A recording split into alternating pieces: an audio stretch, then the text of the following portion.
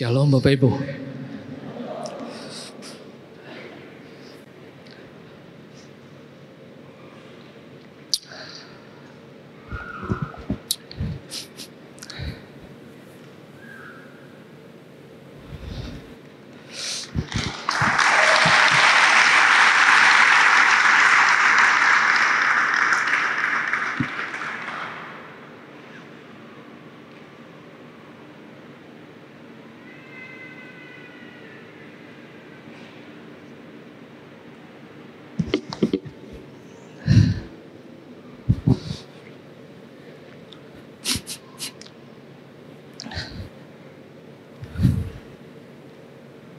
Ada 3 poin yang saya ingin sharingkan kepada saudara di pagi ini. Nanti saya akan ditolong oleh multimedia untuk menghadirkan poin-poin itu. Sebelum saya membedahnya, saya memulai dengan kalimat ini. Semua ada alasan. Keledai pun ada alasan kenapa dia ditunggangi. Segala sesuatu yang terjadi di planet ini pun ada alasan kenapa Anda ditempatkan Tuhan di kota ini. Selalu punya alasan. Saya mengajak Bapak Ibu semua untuk membuka 1 Samuel pasal 9. Saudara, khotbah ini saya tidak akan membaca ayat itu seluruhnya, tapi saudara kiranya mengikuti setiap alur pembicaraan saya supaya saudara bisa memahami apa yang menjadi isi pesan saya kepada setiap kita di tempat ini. Hal pertama yang ingin saya bagikan kepada saudara bahwa arah tak terduga. Siapapun dari saudara dan saya, siapapun kita dilahirkan dengan pesan Tuhan. Tuhan tidak kaget lalu menciptakan saudara. Tuhan selalu punya pesan bagi setiap kita. Entah saudara terlahir dari keluarga yang serba ada atau saudara yang tidak diperhitungkan, tapi Tuhan punya cara untuk mengangkat saudara pada level terbaik yang Dia mau. Kadang-kadang Tuhan pakai seseorang, Dia tidak minta saudara punya kurikulum vitae atau alasan dan bisa dijelaskan kenapa kau dipilih. Kembali ke sini saudaraku. Saya baca 1 Samuel 9 ayat pertama dikatakan, ada seorang dari daerah Benjamin namanya Kis bin Abiel bin Seror bin Bekhorat dan bin Alfian. Ini tetangga bukan kita punya.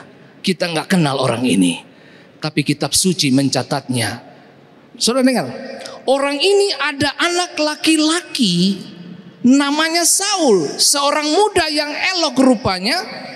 Tidak ada seorang pun dari antara orang Israel yang lebih elok daripadanya. Dari bahu ke atas ia lebih tinggi daripada setiap orang sebangsanya. Nah saudaraku yang diberkati Tuhan, poin pertama yang saya ingin bahas dengan saudara adalah arah tak terduga.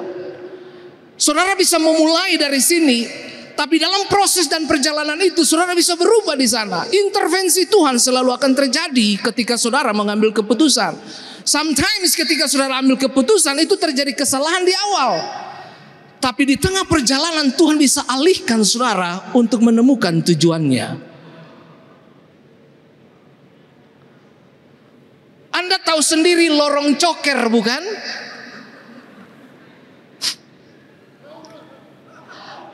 Saudara harus pahami dan mengerti. Paulus mengatakan bahwa di saat dosa makin bertambah-tambah, kasih karunia semakin luar biasa. Betul?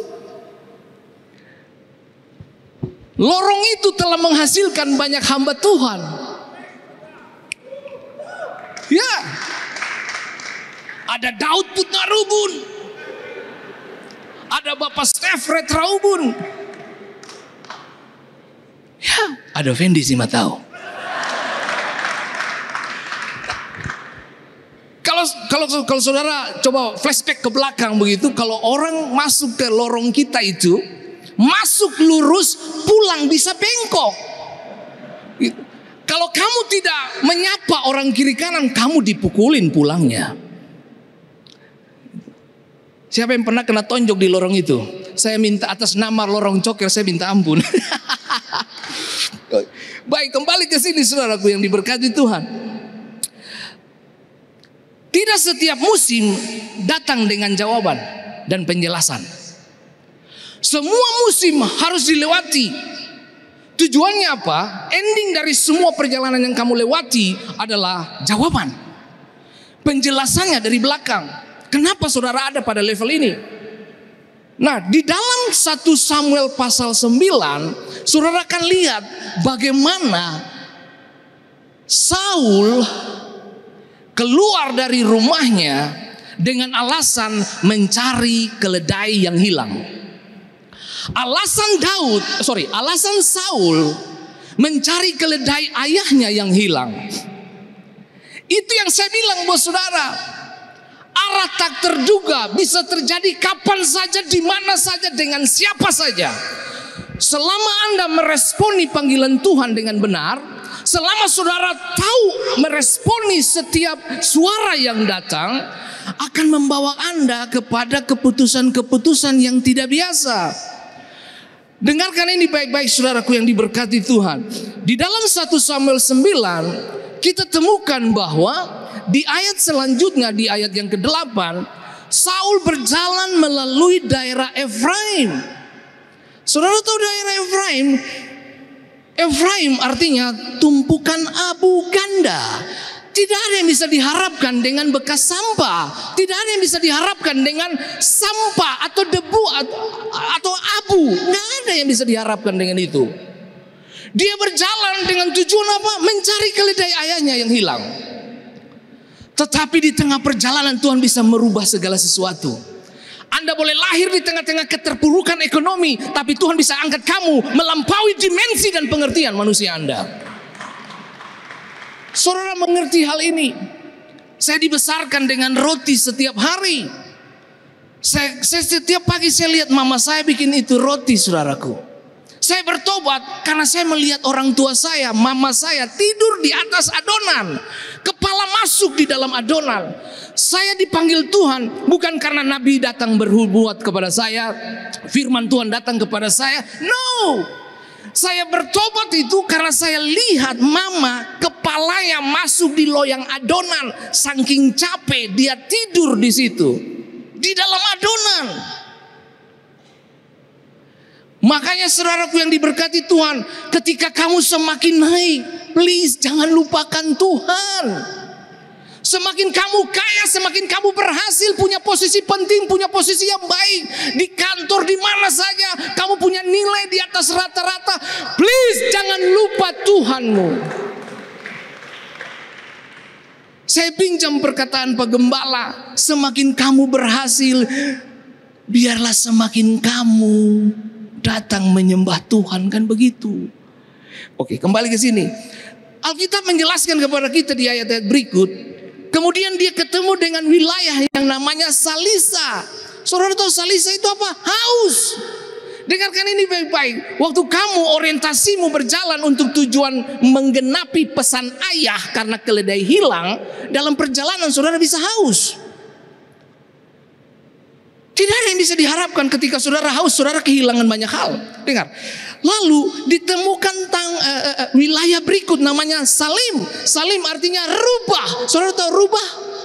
Itu hewan yang mengganggu kebun-kebun anggur. Abu. Haus. Rubah. Nothing. Tidak ada yang bisa diharapkan. Mereka mencari keledai tidak diketemukan. Saudaraku yang diberkati Tuhan, mereka lewati daerah Benjamin. Ini mulai kebuka ini. Arti nama Benjamin artinya right hand, tangan kanan atau tangan yang tepat. Masuk ke wilayah berikut namanya Suf. Suf punya pengertian madu atau sarang madu. Sore hari ini saya ingatkan saudara. Saya ingatkan saudara. Dengar. Amsal 16 ayat 24 dikatakan, perkataan yang menyenangkan adalah seperti sarang madu, manis bagi hati dan obat bagi tulang-tulang. Amsal 16 ayat 24. Menarik untuk kita cerna. Mereka ada di posisi Suf sekarang. Kalau saudara baca baik-baik saudaraku yang diberkati Tuhan, saudara kan ketemu ketika di ayat yang ke-6, tetapi orang ini berkata kepadanya, bujang. Ini yang saya penekanan di sini. Ketika keledai hilang, Saul ayahnya memerintahkan mereka untuk cari itu keledai. Saul diminta untuk membawa bujang. Dengarkan ini baik-baik saudaraku. Dengan siapa kamu berjalan menentukan destiny apa yang kamu akan capai, menentukan masa depan seperti apa yang kamu raih. Kamu salah pilih orang, kamu jumpa di salah pada tempatnya. Dengar baik, kamu perlu Tuhan di situ. Saul pilih bujang. Kalau saudara baca dari 1 Samuel pasal 9, di tengah-tengah ketika mereka ketemu di daerah namanya Suf, lembah madu itu, sarang madu. Perkataan yang manis menyejukkan hati. Alkitab bilang apa buat kita di tempat ini? Begitu sampai di situ, Saul bilang kepada bujangnya, mari kita pulang. Apakah keledai sudah ditemukan? Belum. Keledai tidak ditemukan, belum ditemukan. Bujang berkata begini di ayat yang ke-6. Tetapi orang ini berkata kepadanya, tunggu. Dengar ini baik-baik. Di kota ini ada seorang abdi Allah, seorang yang terhormat. Segala yang dikatakannya pasti terjadi. Marilah kita pergi ke sana sekarang juga. Mungkin ia dapat memberitahukan kepada kita tentang perjalanan yang kita tempuh ini. Saul menyerah, tapi bujang tidak menyerah. Belum ada hasil, jangan mundur. Fight. Anda dilahirkan untuk berperang.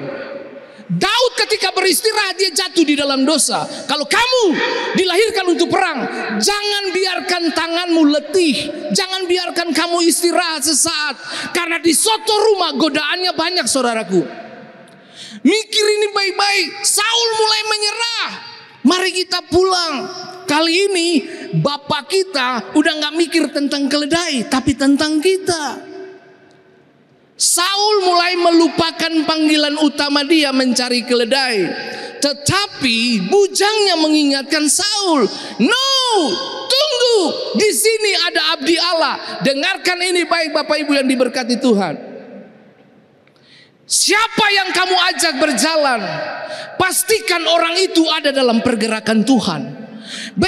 Saya sangat paham betul. Ini bujang, dia pasti mengikuti pergerakan Tuhan, karena dia tahu posisi Nabi.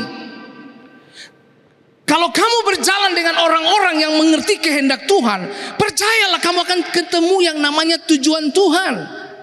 Kamu akan ketemu kenapa kamu ada di bumi ini. Kamu ketemu panggilanmu. Jangan melupakan panggilanmu. Dengar ini baik-baik. Siapa yang kamu ajak dalam perjalanan bersamamu saat ini? Saul menyerah, tapi dia tidak menyerah. Dia berkata, tunggu. Ini orang mengerti tentang pergerakan Tuhan. Saya mau kasih ingat saudara. Anda tahu sekolah yang paling enak itu apa? Sekolah penderitaan. Orang-orang besar dilahirkan bukan dari zona nyaman. Orang-orang besar dilahirkan karena tekanan-tekanan kehidupan. Penderitaan itu penting. Kalau Anda belajar semua Alkitab ini, saudara ketemu banyak orang dipanggil Tuhan ke dalam penderitaan. Oke, mari kita jangan terlalu lama di situ. Siapa bujang hamba pelayan ini?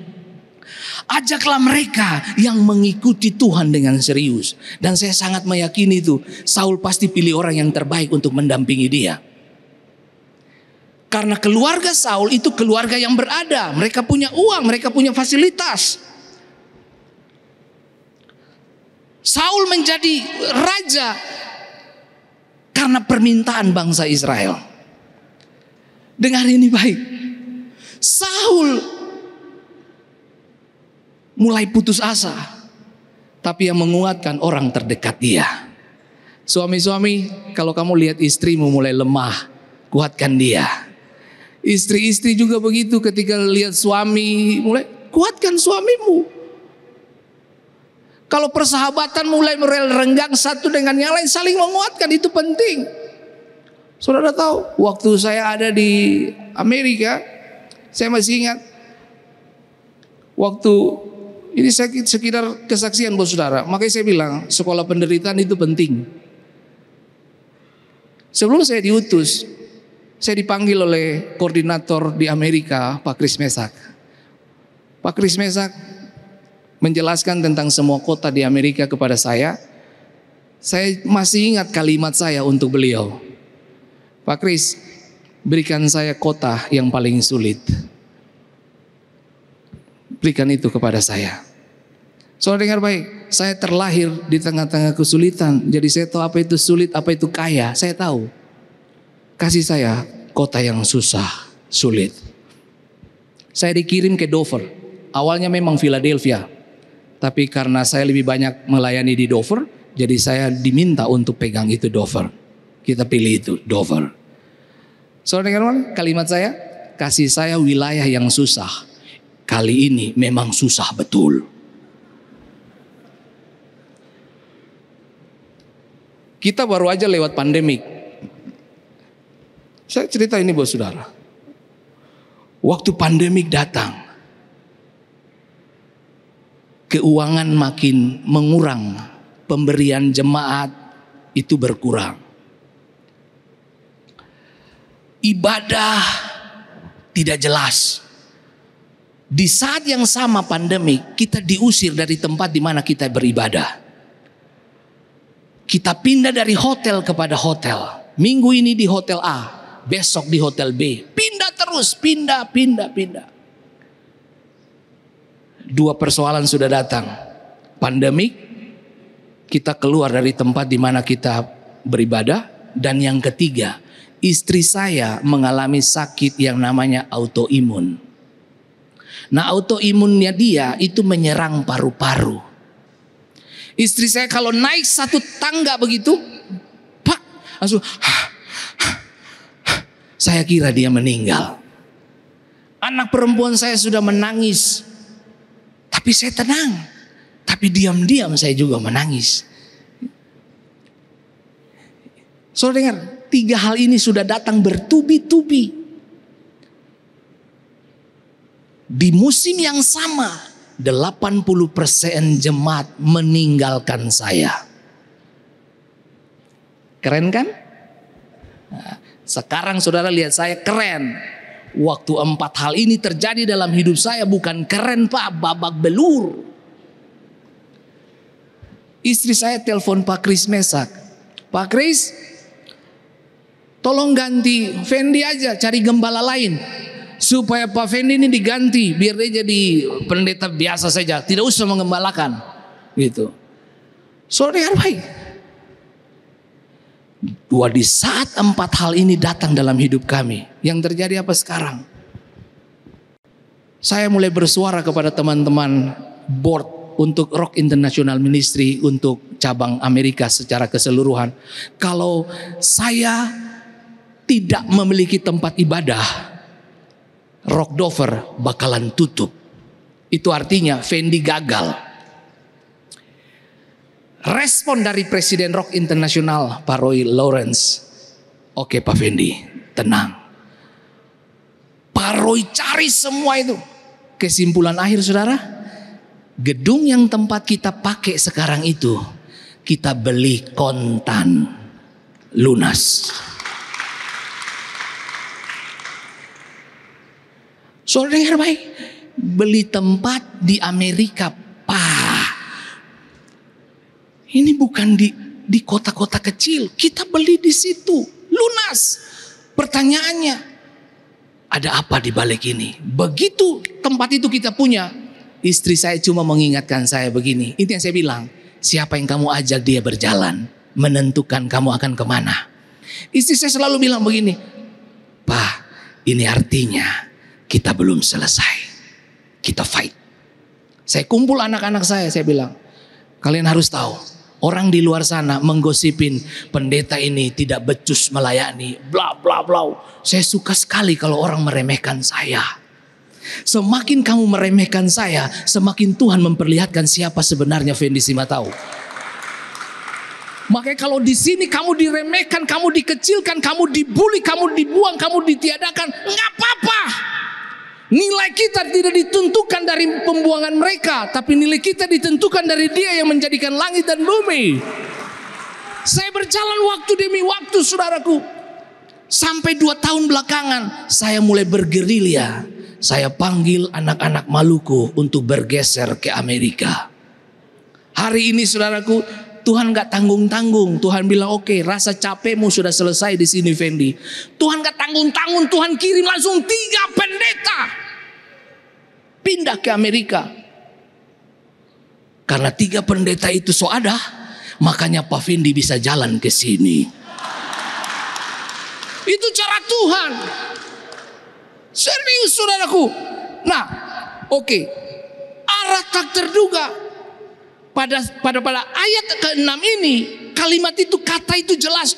Tunggu, di sini ada abdi Allah. Arah mulai beralih.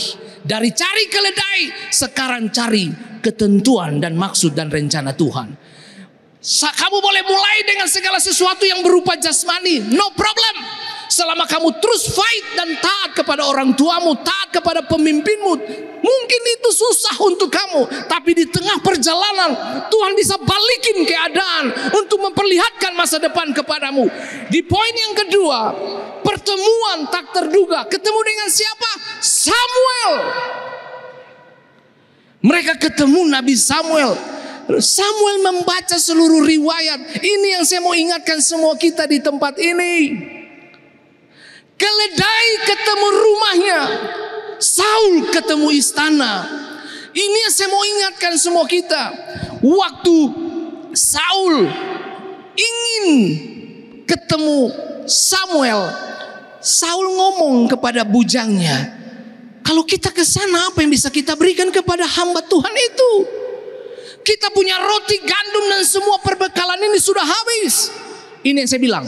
Bujang itu berkata, aku punya 1/4 sikal perak. Itu yang saya mau ingatkan setiap kita. Apa yang di kantongmu tidak selalu membuat kamu berhasil, tapi mungkin itu dipersiapkan untuk orang lain menemukan istananya.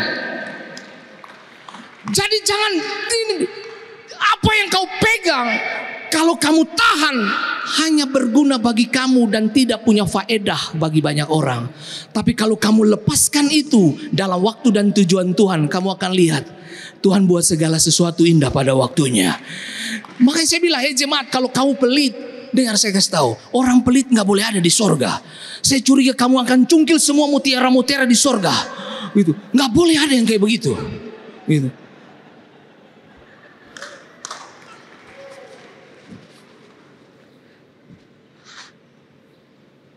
Oh haleluya. Mohon maaf, nanti tisu saya beli 1 kotak lagi lah.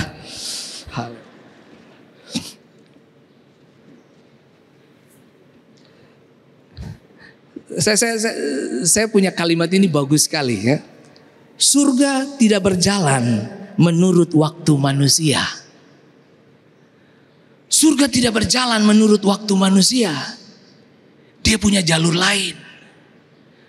Kita boleh merencanakan banyak hal, tapi keputusan di tangan Tuhan. Jadi waktu mereka memutuskan untuk mencari keledai, itu hal yang baik dan positif, menolong orang tua, mengembalikan aset ke rumah.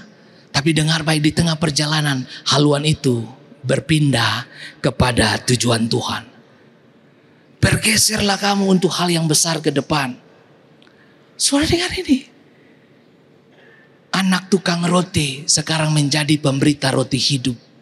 Saya dengan Yesus mirip-mirip lah.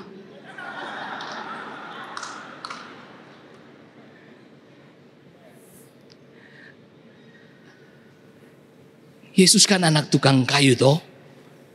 Cuma kita beda nama saja. Satu tukang kayu dan satu tukang roti, begitu kah? Begitu. Tapi mari saya mau mengingatkan saudara.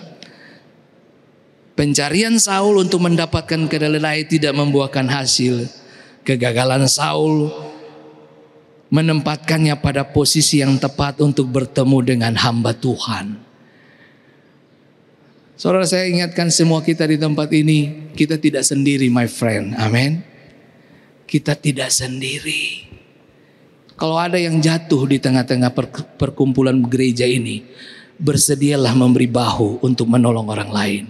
Anda dengar, apa yang ada di tangan kamu, belajar berbagi untuk orang lain. Anda tidak akan jatuh miskin.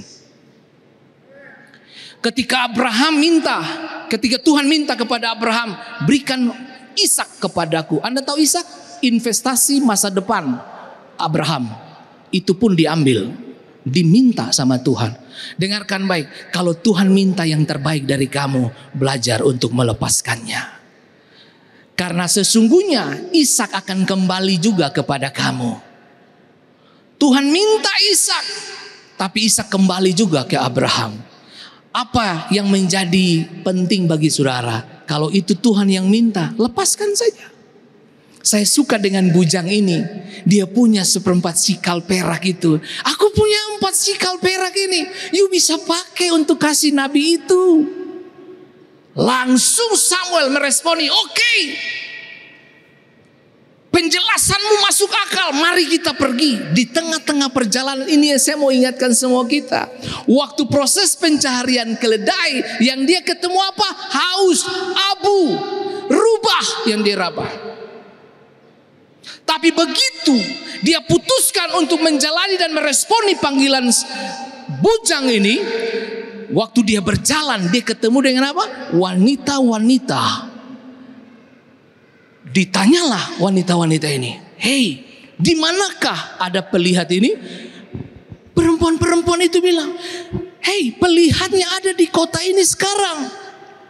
Saya mau ingatkan semua kita, waktu kamu berjalan dengan waktu Tuhan, jangan pikir tentang fasilitas kiri kanan. Tuhan bisa cukupkan itu tepat pada waktunya. Tuhan kita, Tuhan yang provide everything you want. Dia provide. Itu sebabnya Abraham berjalan dengan Allah adalah Jehovah Jireh. Dalam perjalanan menuju ke Bukit Moria, anaknya tanya, Papa, di sini sudah ada kayu, di sini sudah ada api, di sini sudah ada semua yang dibutuhkan untuk korban. Di manakah korban itu? Membayangkan coba kalau Abraham balik dan Abraham bilang, kamu nak buyar saudaraku. Dengar, waktu kamu berjalan dengan kehendak Tuhan dari sisi sini, penyediaan Tuhan datang dari sana. Hal yang sama pun terjadi untuk Saul. Waktu Saul berjalan mencari keledai, di sisi sana Samuel berjalan mencari raja. Buat Saul keledai penting, tapi buat Samuel, Saul penting. Makanya jauh sebelum itu, hari kemarin Tuhan ngomong kepada Samuel, besok di waktu yang sama seperti hari ini, aku akan mendatangkan seorang laki-laki gagah untuk kau rapi menjadi raja. Dengarkan ini baik, waktu kamu meresponi panggilan Tuhan, jangan tanya tentang penyediaan Tuhan, jangan tanya tentang posisi, jangan tanya tentang semua berkat itu. Tuhan bisa memfasilitasi kamu dengan cara yang tidak kau pikirkan dari awal. Makanya saya bilang, waktu kamu berjalan dengan Tuhan, Anda tidak butuh penjelasan, Anda cuma butuh ketaatan, tunduk kepada suara Tuhan. Membayangkan kalau Saul menolak usulan dari bujang ini, istana bukan bagian Saul. Ingat ini baik saudaraku yang diberkati Tuhan. Tuhan kita Tuhan yang keren. Dengar. Apa yang ada di tanganmu itu, lapahkan itu, multiplikasikan hal itu.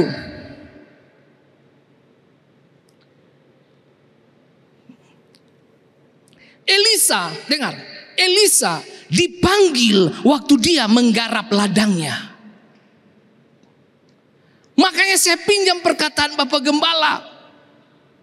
Tanggung jawab lebih penting daripada promosi. Kerjakan bagianmu. Promosi itu bagian Tuhan, itu bonus.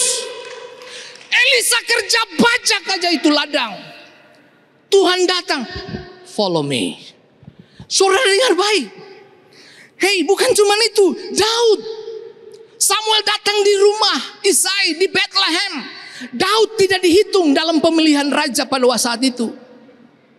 Seperti dia ditiadakan, remove dari keluarga, dihapus. Tapi Tuhan tidak pernah hapus panggilan besar dia di dalam kamu. Dia disembunyikan. Itu yang saya selalu ingatkan diri saya. Kualitas tidak dapat disembunyikan. Kualitas tidak dapat disembunyikan.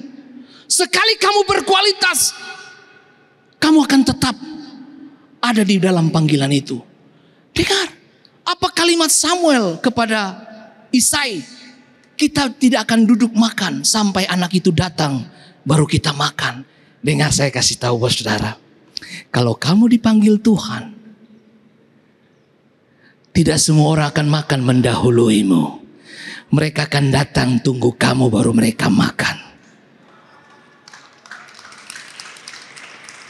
Jadi kalau hari ini kamu lihat temanmu berhasil, jangan takut. Karena ada pesta di sisi lain yang sedang dipersiapkan Tuhan untuk kamu. Jangan khawatir. Kamu lihat ini, Ruth kena jebakan maut dari mana? Karena dia kerja di ladang. Makanya nona-nona yang belum menikah, jangan tinggalkan ladangmu. Kerjalah dengan baik, bertanggung jawablah dengan semua. Karena Boas bakalan datang kepadamu. Saudara, saya kasih tahu bos saudara, ini kesaksian anak-anak Maluku yang datang kepada saya. Di sini mana Pacak Tanamal mana? Ada Pacak Tanamal? Halo? Pacak Tanamal, anaknya namanya Praise God Stanley Tanamal. Ini dia lagi nonton saya live. Stanley, dia lagi bekerja hari ini. Soalnya dengar baik. Waktu interview visa ditanya, Stanley Tanamal, this is your name? Yeah. What? Your name, praise God, Stanley Tanamal? Yeah. Karena dia lolos visa, saya mendapatkan ide. Siapapun yang beranak dari gereja Rockdover, kasih nama Alkitab supaya diperjelaslah masa depannya. Jangan kau kasih nama genteng bocor lah apalah. Anda tahu ada, saudara, di Indonesia saya pernah baca itu. Ada polisi namanya Go to School. Baca, nama panggilannya Goto. Baca berita. Jangan kasih nama. Saudara, Oke, kembali ke sini, jangan terlalu panjang. Istri saya sudah wanti-wanti saya. Ingat baik, straight to the point. Jangan melebar. Gitu. Oh, datang di rumah sendiri itu kita mau ngecap apa aja. Gitu. Cuman, saudara harus tahu, hari-hari ini yang sedikit nakal itu kamera. Kamera tuh kadang-kadang membuat kita tidak bebas. Kita mau pesona sedikit gak bisa saudara. Gak bisa saudara. Ini mengingatkan saya bahwa kita tidak perlu memaksakan pintu untuk terbuka. Yang perlu kita lakukan hanyalah menggarap ladang kita. Dan pintu yang tepat akan terbuka pada waktu yang tepat. Gak usah panik. Kalau orang lain berhasil, gak usah cemburu, my friend. Sebab masing-masing kita pakai sepatu beda. Kita pakai jubah beda. Kita semua beda. Ini sometimes ini logat Manado kental juga. Karena di daerah kita orang Manado banyak sekali. Siapa sini orang Manado? Gak ada ya? Orang Manado di sini gak ada? Gitu. Orang Manado di daerah kita paling banyak. Waktu saya turun di Philadelphia, orang Chinese Surabaya paling banyak. Sampai saya bilang kepada istri saya gini, sayang, ini kita di Amerika atau di Jawa ini? Gitu. Begitu kita bergeser ke kota Dover, semuanya orang Manado. Sayang, ini kita di Amerika apa di Manado? Gitu. Tapi hari ini saudaraku, semua anak-anak Maluku yang mendekati 40 orang semuanya sudah berhasil.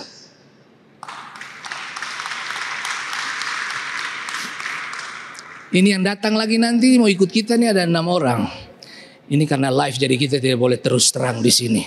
Kita kembali ke topik. Haleluya. Ketika Anda menggarap ladang Anda, Tuhan membuka pintu. Apa yang untuk Anda tidak perlu dipaksakan. Apa yang ditugaskan kepada Anda akan menemukan Anda. Bagian Anda bertanggung jawab garap ladangmu. Jangan biarkan begitu. Waktu untuk kamu benahi diri, benahi dirimu. Waktu untuk kamu melewati proses, lewati, nikmati, hidupi. Makanya saya selalu ingatkan diri saya, sekolah yang tepat itu sekolah penderitaan. Karena lewat penderitaan manusia dirancang untuk menghadapi situasi sulit supaya mereka belajar bagaimana bersyukur.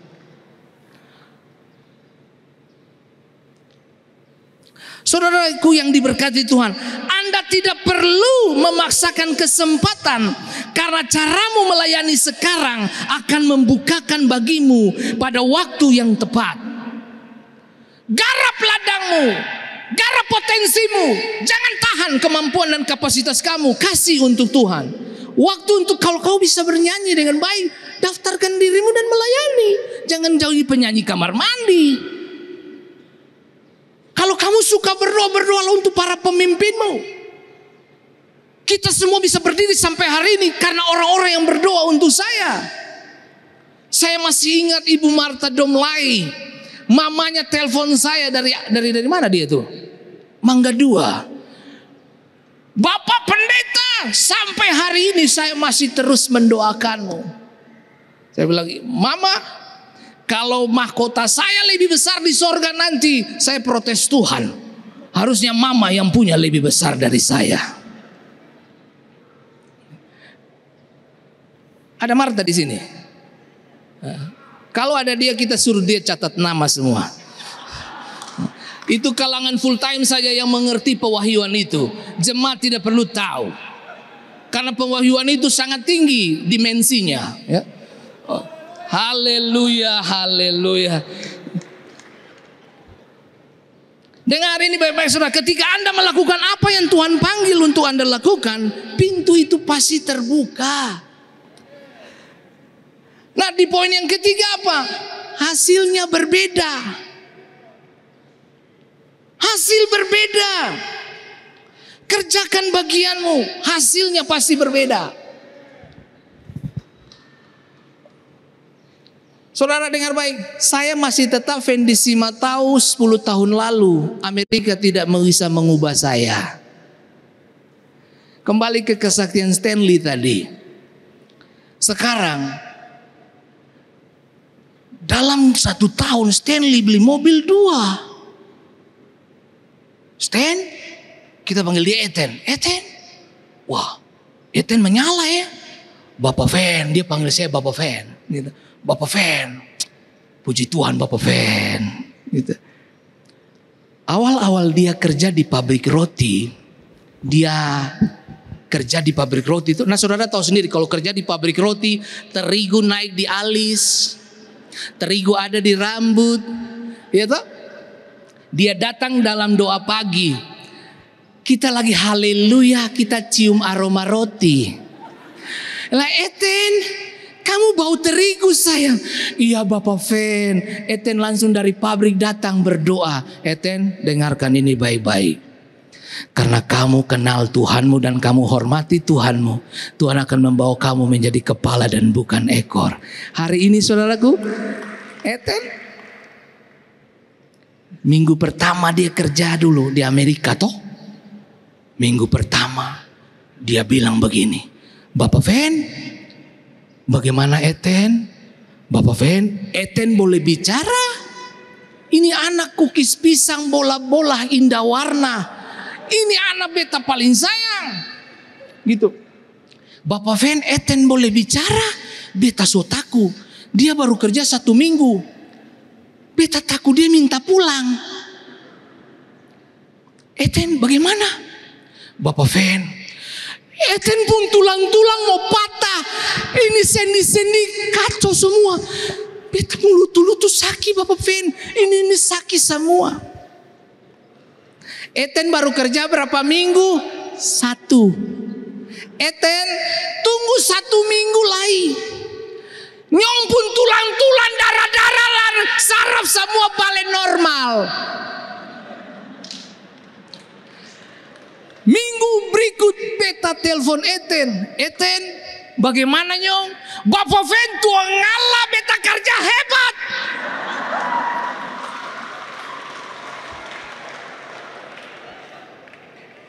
Soalnya beta sikat Bapak Fen. Saudara tahu kenapa dia semangat? Kertas tipis ada tulisan seleri, dia terbang masuk ke kantong. Darah, urat, daging, sistem saraf, persendian semua kembali normal.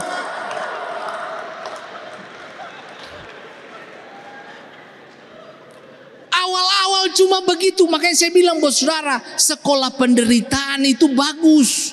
Anda perlu yang namanya orientasi pengenalan kampus itu kan penting toh. Nah ini Eten, you masih ospek sayang. Jalani Eten. 6 bulan kemudian Bapak Fen bisa temanin Eten ke dealer. For apa Nyong? Bapak Fen sudah waktunya untuk Eten punya roda 4. Saul cari keledai, Eten cari mobil. Haleluya. Chevrolet parkir di muka apartemen Eten. Eten, beta foto di situ. Bapak Fen tuang ada jam posting lagi. Soalnya sebelum saya berangkat dia kasih keluar 1 lagi. Eten, sekarang 2. Iya Bapak Fen, ini mobil for operasional, pergi kerja, shopping. Kalau yang ini for jalan-jalan Bapak Fen. Eten, ale. Bapak Cak. Soalnya ini hal yang menarik. Dari semua ini apa? Mereka ketemu dengan Samuel. Aduh, begitu ketemu Samuel, yang terjadi apa? Samuel mulai riwayat perjalanan kehidupan dari si Saul. Saul, jangan khawatir tentang keledai-keledaimu itu. Keledaimu itu sudah kembali ke rumah. Dengar, Anda sedang berjalan menuju istana. Ini saya mau ingatkan saudara di ayat yang terakhir. Anda tahu di ayat yang ke-27, ini ayat paling tidak enak untuk didengar. Saudara dengar ini.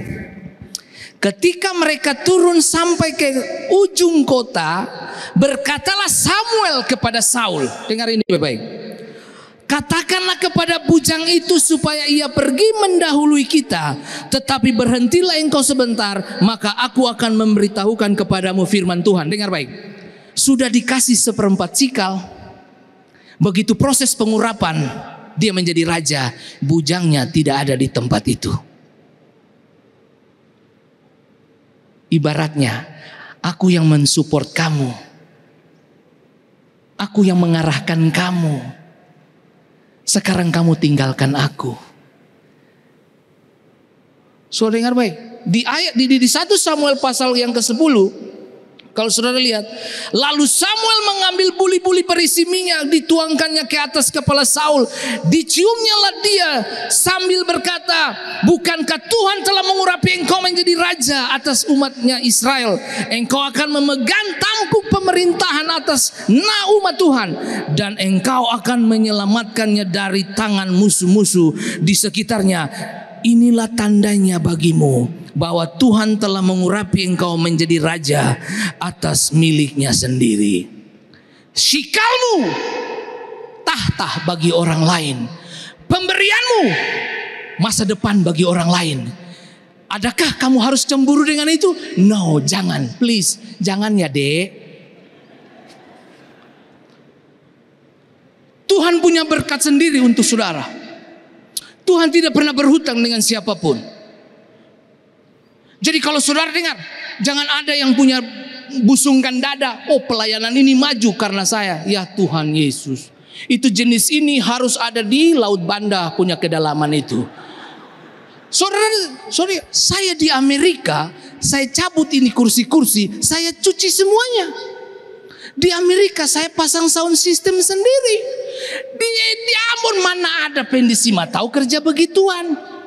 Saya pernah jadi loper koran, begitu lempar Helder keluar, Doberman yang tinggi besar itu saudara. German Shepherd itu dia lari keluar ikut saya di tengah-tengah snow.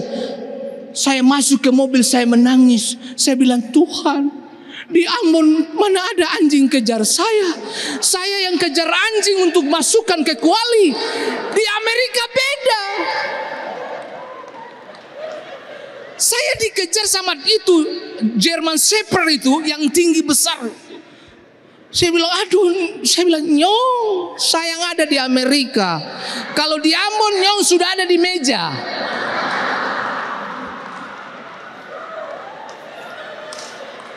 Tapi itu fakta.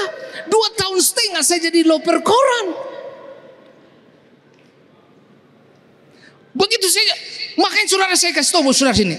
Anak-anak muda, kalau orang tuamu suruh kamu cuci piring, laundry atau apa begitu, dan kamu tidak melakukannya, betapa kamu harus mempertanyakan dirimu. Kau harus bertanya kepada dirimu, kamu ini mau jadi apa?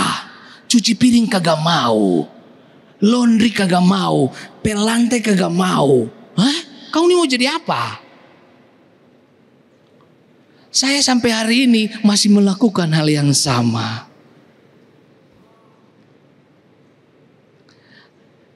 Amerika, budaya Amerika, kalau dia beli TV yang baru, TV yang lama dia taruh di pinggir jalan. Lalu dia taruh di situ, free. Dia beli kursi baru, dia taruh di situ semua, free. Tugas Vendisima tahu apa? Karena kan anak-anak pada datang nih. Berarti saya tidak mau mereka keluarkan uang. Gimana caranya untuk saya tolong mereka?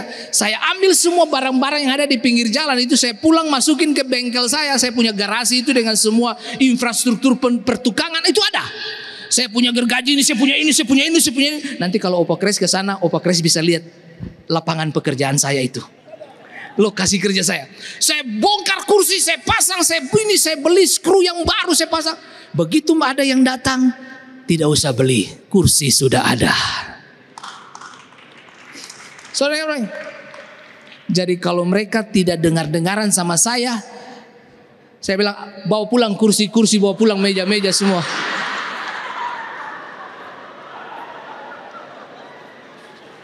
Tapi enggak, itu tidak akan pernah terjadi dalam sejarah hidup saya sebagai hamba Tuhan, enggak akan itu, gitu. Oke. Saya stop sampai di sini. Saudara mau dengar apa lagi? Ya, saya cuma mau mengingatkan semua kita. Ingat baik, sorga tidak bergerak dengan waktu kita. Tapi kitalah yang harus menyesuaikan dengan waktu sorga. Saul bergerak untuk mencari keledai. Di tengah perjalanan dia meresponi panggilan Tuhan. Ending dari semua perjalanan ini apa? Bujangnya bisa dilupakan. Bujangnya dilupakan karena Samuel bahasanya jelas. Suruh bujang ini pergi mendahului kita. Lalu Samuel mengurapi Saul di situ. Saudara dengarkan ini baik-baik. Kalau kamu pernah memberi pertolongan kepada orang lain dan orang itu berhasil, please jangan mengorek-ngoreknya lagi. Karena berkatmu itu pasti ada yang Tuhan sediakan juga. Amin. Tuhan Yesus memberkati kita semua.